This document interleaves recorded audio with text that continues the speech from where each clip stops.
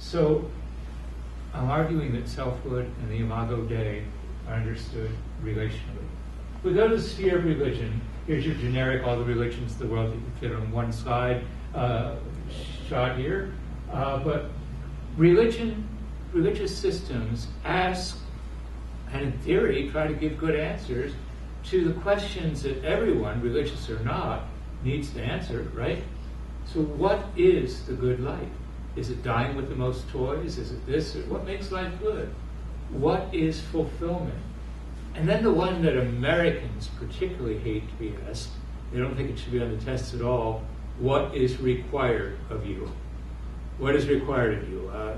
Darn, another un-American question here, right? Nobody.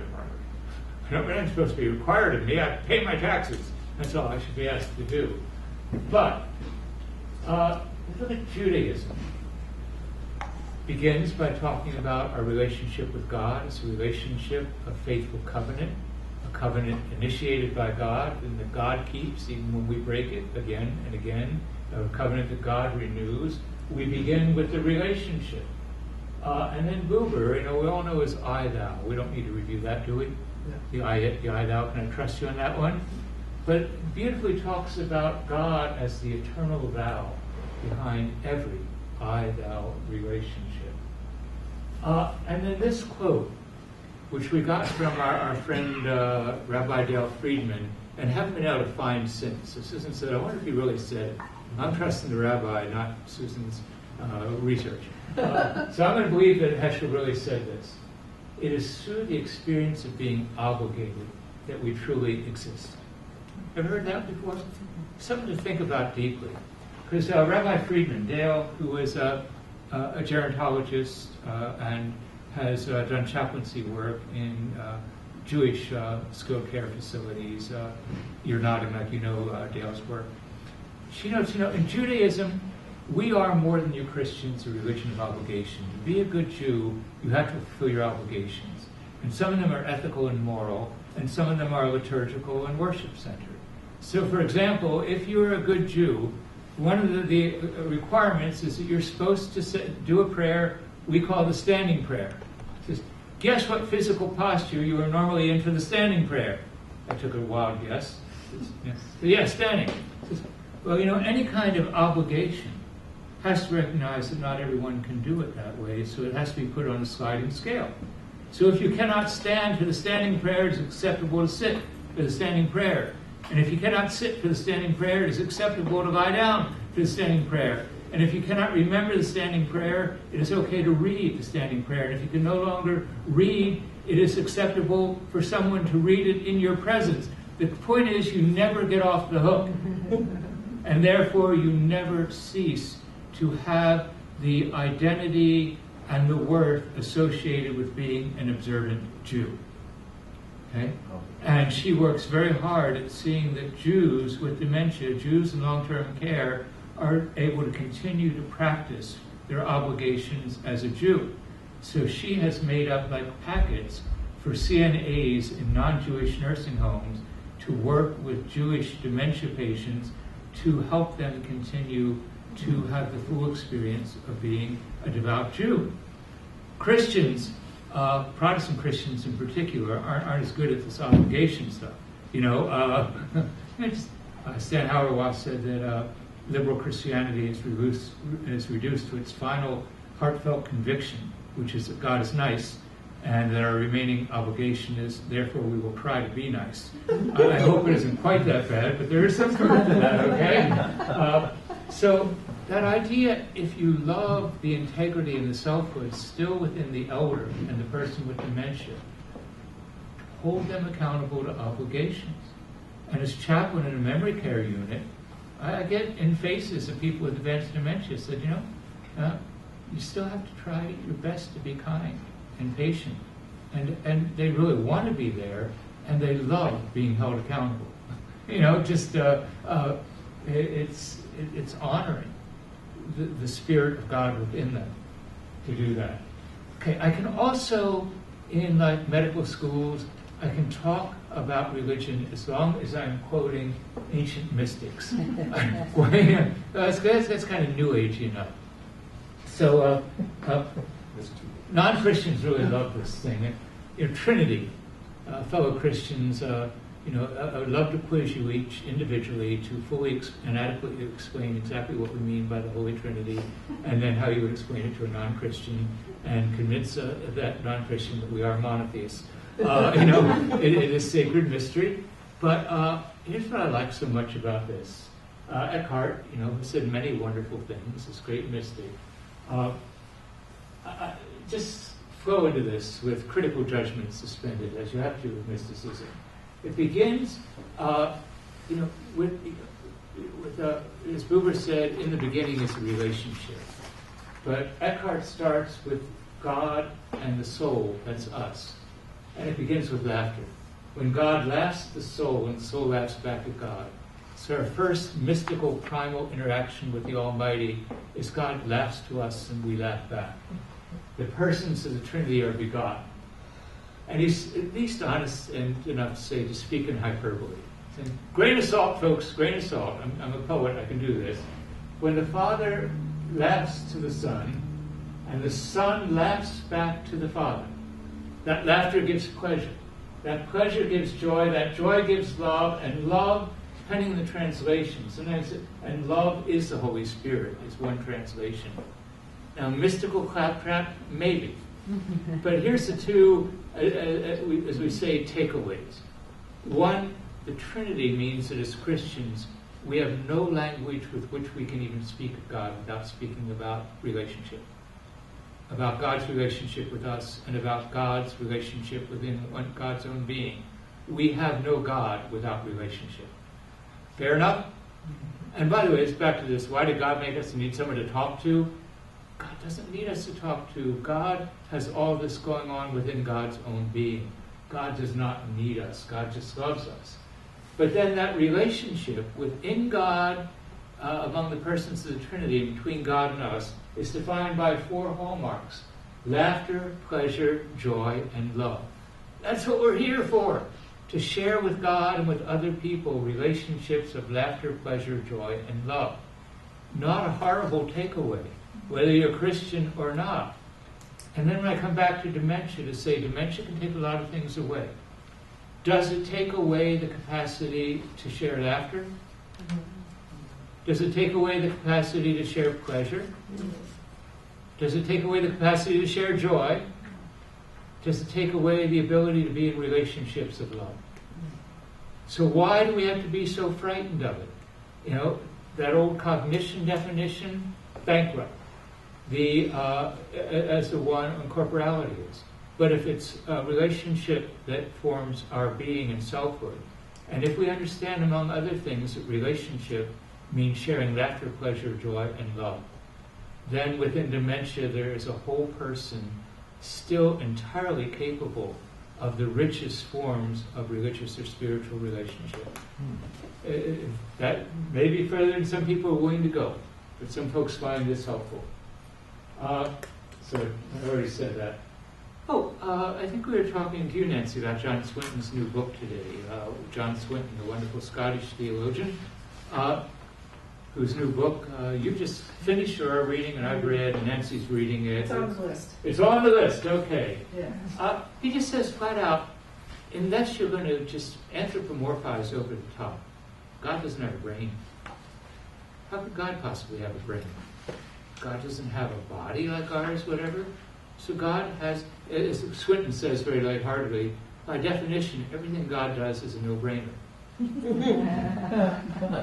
God has no brain.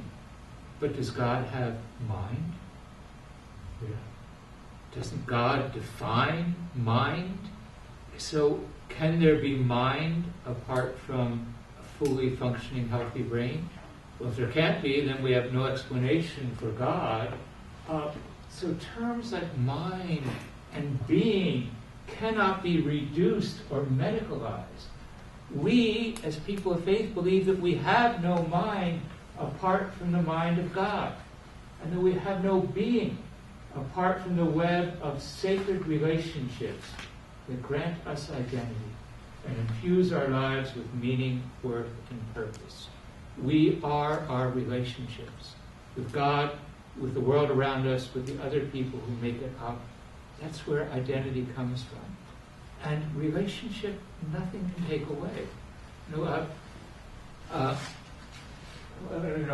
think I have a slide for this, but I'll say it now in case I forgot to put the slide up for it. That one of the first definitions of faith I was taught as a good Catholic boy, John Timothy McFadden, do you think I'd be a Protestant? Son of immigrants. So grandson of immigrants. The faith means to remember God,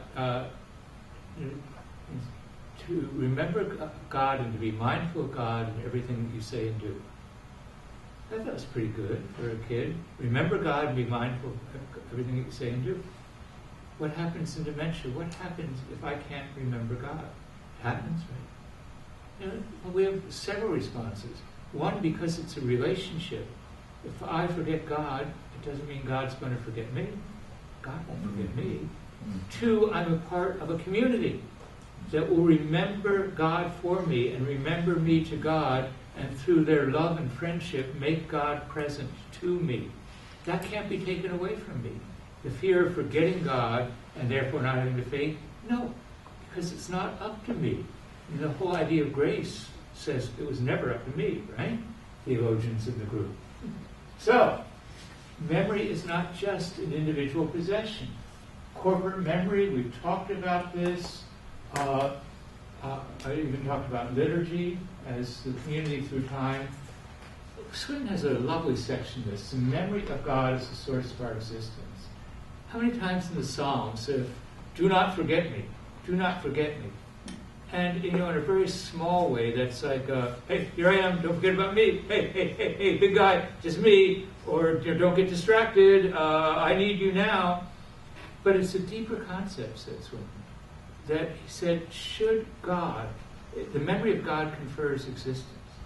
Were God to forget me, us, we would simply cease to exist or ever to have existed. I mean, we exist in the memory of God. And ancient Sadducean Judaism called that being in the book of life, being held in the memory of God. So it says we should be a lot less concerned with our individual memories and much more grateful for the memory of God and that we are held within it. So congregations, I'll just do a little bit of that. What do we do to welcome, value, serve, and include older members, especially those who are journeying their memory loss and cognitive change, as well as their care partners? We'll be doing some of that in the most exciting wrap-up session. The whole day has just been a prelude to what we'll do next. So anyway, well, one, put resources where they're really needed. For most congregations, they're older members. I've had some individual conversations about this. The churches that have basically zero chance of drawing young families and young children are still thinking if they magically put money into a youth minister, that youth are going to come up from under rocks or something like that. The demographics of the location, no. But you remember 60s and 70s, they're going to be around for a while. And they need to be challenged and nurtured, and they can do exciting new ministries. Recognize that they still have a need and ability for continued spiritual growth and service. Too many churches treat folks who retire from employment as if they've retired from their faith journey. Like, oh, you've already learned it all. You don't need to be in the boards anymore. You had your turn, blah, blah, blah. It's over. And it's actually a time in life when we're ready to actually think about the deeper questions and mysteries of our faith. Mortality is no longer an abstract concept. Hello? It's not just about church, teach me how to raise my kids and how to put up with my jerk of a boss. It's about guide me in a deeper walk with Jesus, a deeper meditative life with the Lord. And we're not doing it for the most part. Don't reduce your older members to horrible categories. I hollered about some of my pet peeves, but I hate the word shut-ins. I hate the word homebound. That's a category. That's not a person. And our ministries to our, quote, shut-ins tend to be really condescending. Here's the wilted flowers from the communion table and a little card made by a church school student. I'm not saying it's always that bad, but just when you have a prayer list in the congregations. We pray for Edna Smith and Bob Jones and for all of our shut-ins. Okay. Oh, they don't have names. They're just our shut-ins. That's a category. Find ways, this is not rocket science, to make elders with physical or cognitive limitations present to the congregation. If they can't be there physically, why can't their stories be told? Why can't there be something in a bulletin or something each week talking about one of the saints of the church who is now not able to get to the church, but to talk about them as interesting people who have contributed specific services to the church community. And challenge them while they're in their nursing home or their home or whatever. And I understand you can't come down to church and fold envelopes anymore, so I guess you're just going to have a dedicated time of prayer, and here's your prayer list. Obligations, okay? But make them present as real people. And with elders, please recognize the difference between ministry and entertainment, because too often, Vic, you and I had a version of this conversation, churches that want to brag about their ministry with seniors says, oh yeah, they just want to go, and we go to the shows, we go to this, we go to that. It's entertaining. What does that have to do with Jesus? I'm sorry. They can be asked to do much more, and they should expect much more than that from the church. There are a lot of places to get entertained. Reject the false cultural definitions of personhood and the ways it stigmatizes and dismisses those with dementia. We've been through all this stuff. We're not going to go through it again. Never reduce the sacred thou to an it. Physicians do that a lot, don't they? You become the 3:30 appointment. The difference is this phrasing is this. We should never say the person with dementia. We should say the person with dementia. Who says that? Oh, it sounds like it would, but... Yeah, it does. But it's, it depends which word you emphasize, isn't it? And as Richard Taylor has said, my Alzheimer's did not change me to 2/3 thou and 1/3 it. I'm still 100% thou. And don't call me a shell. Dementia did not turn me into a turtle. Okay? So, language shapes our thinking, and communities of faith ought to be stigma-free zones. And they are. I don't know if I have to even do this now. In terms of learning in congregations how to do the friendship. You don't enforce consensus reality. You do not deny the reality. You don't do, we've done this before, reality test questions. Don't deny the reality your friend has experienced. Of my dementia residents, I'd say more than 2/3 of those over the age of 90 sincerely believe that one or more of their parents is still alive. Because for many people within dementia, everyone they have ever loved is still alive to them, and sometimes blurred together, and every place they have ever known as home is blurred into this vision of home. They long to be there. And you accept that, and if somebody says, I need to go home now, you don't say, this is your home now, dear. Or say, I'm sorry, you can't do that. Sometimes it's a distraction. Oh, you've told me a little bit about your home. Tell me more about it. Help me to picture it. Live the joy of their vision of home. Or don't say, your mother's been dead for 30 years, and I still haven't met your mother. She must be a wonderful woman. Tell me about her. And occasionally, the ones I'm close to, I'll tell you, say, now, you're 94, so your mom's got to be getting up there in years. Yeah, I guess she must be. But even that doesn't penetrate the need.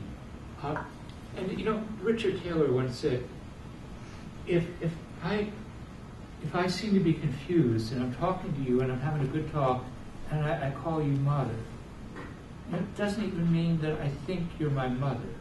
It probably means that it's such a good, joyous conversation that I'm experiencing emotions I associate with my mother.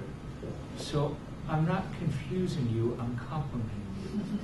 And that's dementia from the inside out, from someone who still has at least some time enough perspective to say that.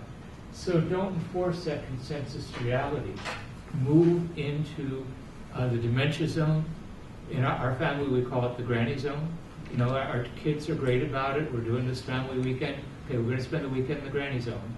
And that means you listen to the same thing 8 times and you don't point that out, etc. That's what it is to be in the granny zone. So the proper role of a friend, fully present in the kairos. Yeah. Seek the joy zones. And then find that you are fed spiritually in ways that you never, ever imagined. It's a wonderful, blessing, and rich place to be. And you know, my sympathy is with the people who are too frightened to enter that wonderful spiritual space. Frightened for all the reasons we've been talking about. Afraid of their own vulnerability, afraid to acknowledge their own dependence, afraid of so many things. And fear, as a wise person said, the opposite of love is not hate, the opposite of love is fear. All right, so focus on ability rather than limitation. Amazing. Some of the best practices that we've read about or heard about or seen. One woman with fairly advanced dementia stood before a congregation and read the New Testament text for the morning. The only accommodation she needed was somebody running a finger down line by line. She didn't necessarily process cognitively what she was reading or remember an hour later that she had read it. But she was giving the gift of leadership in worship to the congregation. This didn't take a whole lot of effort. We have in my booklet many other suggestions of ways that folks with dementia can still be contributing. Practical support, including respite care. That should be just automatic in congregations, but it's much rarer than you would think. Environment free from stigma and anxiety. Throughout the whole community, children and youth are much less freaked about dementia than older folks are. They haven't learned to be frightened of it yet. Kids accept it as all adults are screwy. And then just a huge challenge to spiritual leader. Because if the pastor, priest, rabbi does not consider members with dementia as worthy of his or her time, nobody else in the congregation is either. And I speak out of some personal guilt experience on that. What else? Ask people with dementia what they want, teach about communication, and kind of setting up our next thing. Encourage community organizations to be intentional. That's where we're ending, with dementia-friendly communities. Enable people living with dementia, which, by the way, is all of us, right? Because I established to do good for others together.